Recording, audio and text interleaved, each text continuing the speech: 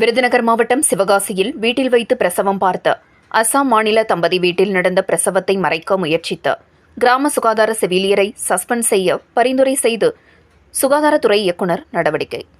சிவகாசியில் சாரதா நகர் பகுதியில் வசிப்பவர்கள் அசாம் மாநிலத்தைச் சேர்ந்த அப்துல் ஜூலில் அஷ்மா காத்துன் தம்பதி.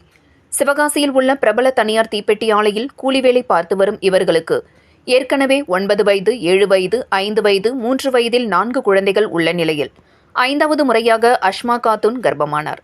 நிறைமாத கர்ப்பிணியான அஷ்மா காத்துனுக்கு பிரசவ வலி ஏற்பட்டதைத் தொடர்ந்து அவரை மருத்துவமனைக்கு அழைத்துச் செல்லாமல் வீட்டில் வைத்து அவராகவே பிரசவம் பார்த்துள்ளார்.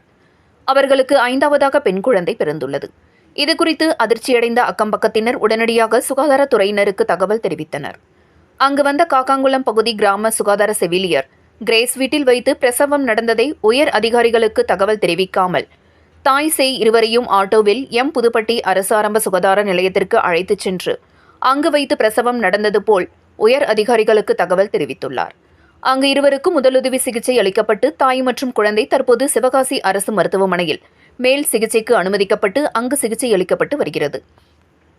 சம்பவம் அறிந்த சுகாதாரத்துறை அதிகாரிகள் வீட்டில் வைத்து பிரசவம் பார்த்த பெண்ணின் கணவர் அப்துல் ஜூலிலை விசாரித்தபோது ஏற்கனவே பிறந்த தங்களது குழந்தைகள் 4 பேரையும் அசாமில் இருந்தபோது வீட்டில் வைத்தே பிரசவம் பார்த்ததாகவும் அந்த வகையில் 5வது குழந்தையும் தானே பிரசவம் பார்த்ததாக தெரிவித்துள்ளார். இதையடுத்து அவரை கண்டித்ததுடன் காக்காங்குளம் கிராம சுகாதார செவிலியர் கிரேஸ் என்பவரை பணியிடை நீக்கம் செய்து பரிந்துரை செய்து சிவகாசி சுகாதார துணை இயக்குநர் ஜெகவீர பாண்டியன் நடவடிக்கை மேற்கொண்டுள்ளார்.